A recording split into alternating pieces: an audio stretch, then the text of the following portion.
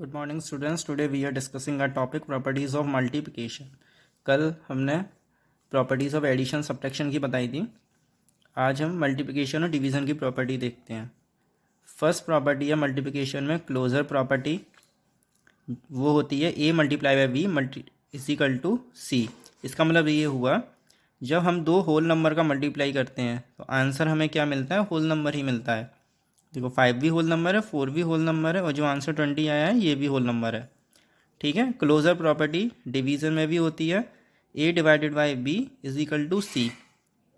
इसका मतलब ये हुआ जब दो होल नंबर का हम डिवाइड करते हैं तो आंसर क्या आता है, होल नंबर ही आता है। ठीक है।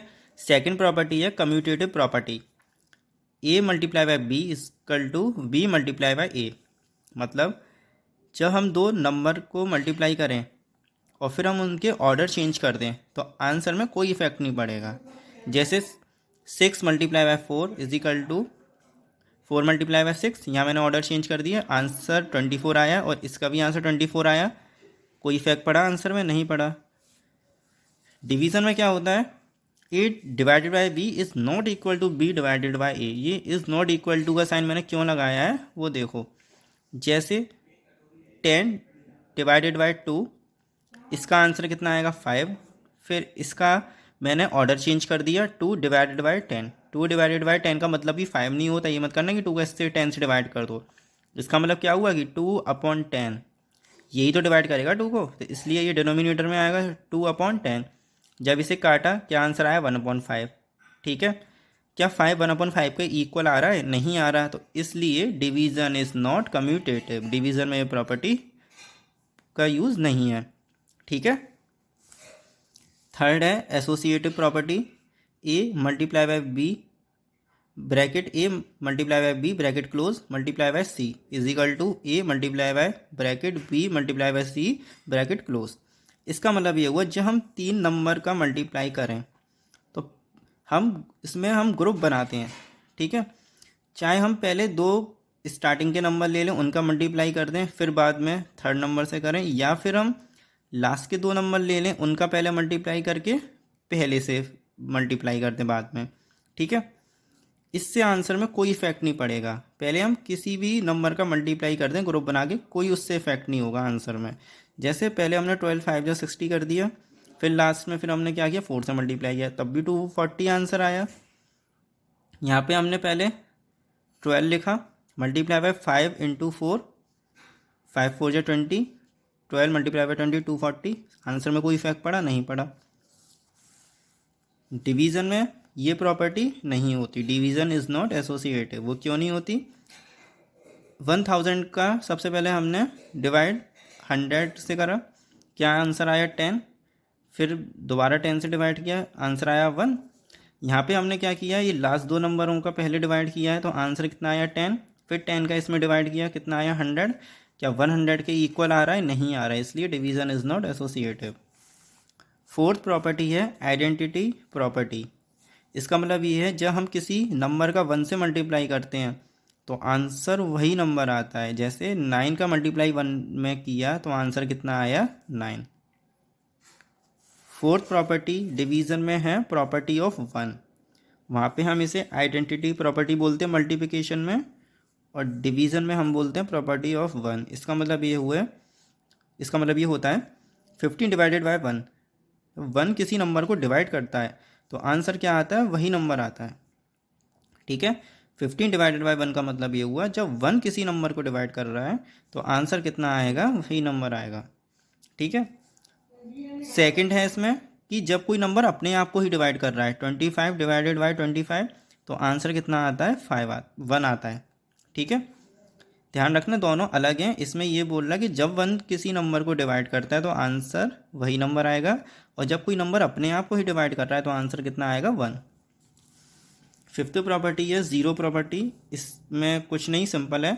जब कोई नंबर 0 से हम उसका मल्टीप्लाई करें तो आंसर क्या आता है, 0 ही आएगा। ठीक है। डिवीज़न में ये प्रॉपर्टी है प्रॉपर्टी ऑफ 0।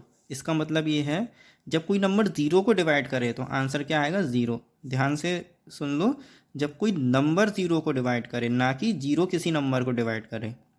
ठीक है। दोनों में अंतर है। जब किसी नंबर ने ज़ीरो को डिवाइड किया तब आंसर ज़ीरो आएगा, पर जब ज़ीरो किसी नंबर को डिवाइड करेगा तब आंसर ज़ीरो नहीं आएगा, तो उसको हम क्या बोलेंगे, नॉट डिफाइंड बोलते हैं। क्यों? क्योंकि जब ज़ीरो किसी नंबर को डिवाइड करेगा तो वो डिवाइड हो नहीं पाएगा यहाँ से, यहाँ पे क्या बचेगा, ये 5 ही बचता रहेगा, तो ये चीज़ नॉट डिफाइंड है। ठीक है, डिवीज़न की प्रॉपर्टी कंप्लीट हो गई, 5 थी। जो मल्टीप्लिकेशन की थी वो 2 और हैं, जिसमें से पहली है distributive property of multiplication over addition. 2 number का मल्टीप्लाई करना है और कैसे करना है, डिस्ट्रीब्यूटिव प्रॉपर्टी से, मतलब नंबर को डिस्ट्रीब्यूट करके। ठीक है, नंबर को 38 मल्टीप्लाई बाय 8, इसको हमें ऐसे ब्रेक करना है कि हमें मल्टीप्लाई करना ईजी हो जाए हमारे लिए। ठीक है, अब इसको ऐसे मत करना कि 35 + 3 38 को आप ऐसे ब्रेक कर दो, ये तो और ज़्यादा टिपिकल हो जाएगा। इसको ऐसे ब्रेक करना है कि जैसे टेंस में उसमें ज़ीरो में टूट जाए, जैसे 38 है तो इसको 30 मान लिया, और अभी कितना बचा है, 8 बचा है, प्लस 8 कर दिया, फिर ब्रैकेट लगा के फिर मल्टीप्लाई बाय 8। ये हमने इसलिए किया क्योंकि हमने देखा है जब ज़ीरो का किसी नंबर से हम मल्टीप्लाई करते हैं ना, वो ईजी रहता है। अगर हम यहाँ इसका मल्टीप्लाई करेंगे और यहाँ हम ज़ीरो भूल जाते हैं तो सीधे 8 3 जा 24, फिर जितने ज़ीरो वो हम बाद में लगा देते हैं, तो ऐसे मल्टीप्लाई करना ईजी रहता है। इसलिए हमें नंबर को ऐसे तोड़ना है कि हमारे लिए ईजी हो। 8 का 30 में किया, फिर प्लस का साइन लगाया और 8 का 8 में मल्टीप्लाई किया, 8 3 जा 24, 240 ज़ीरो आ जाएगा, 8 8 जा 64, इन दोनों का प्लस किया, आंसर कितना आया, 304। ऐसे ही सब्ट्रैक्शन में है, यहाँ हम प्लस करके ब्रेक कर रहे थे, यहाँ पे हम माइनस करके करेंगे। माइनस अब कैसे करेंगे, जैसे 78 मल्टीप्लाई बाय 999, 999 हमें दिख रहा है कि अगर हम इसमें 1 प्लस और कर देंगे तो ये कितना हो जाएगा, 1000। तो क्या हिंट मिली हमें, 78 मल्टीप्लाई बाय 1000 माइनस 1। इस 999 को मैं ये भी लिख सकता हूँ ना, तो एक एक करके मल्टीप्लाई किया, पहले 78 का 1000 में किया, कितना आया, 78,000, फिर माइनस का साइन लगाया, फिर 78 का 1 में मल्टीप्लाई किया, कितना आया, 78, इन दोनों को माइनस किया तो कितना आंसर आया, 77922, 77,922। ठीक है, उसी टाइप का ये दूसरा क्वेश्चन, 3197 मल्टीप्लाई बाय 34। मैंने कहा ना नंबर को ऐसे तोड़ो कि इजी हो जाए, और इजी कब होगा, उसे ज़ीरो में तोड़ के वैसे देखो, जैसे प्लेस वैल्यू निकाल के टाइप।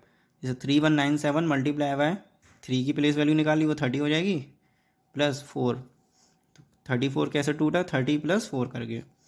फिर 3197 का 30 से मल्टीप्लाई किया, प्लस का साइन लगाया, 3197 का 4 से मल्टीप्लाई किया, 3197 का जब 30 से मल्टीप्लाई करेंगे, जीरो इस समय भूल जाते हैं, जब किसी नंबर के आगे 0 0 आते हैं ना तो ज़ीरो भूल जाओ, ज़ीरो बाद में जो आंसर आएगा उसके आगे लगा दिया करो।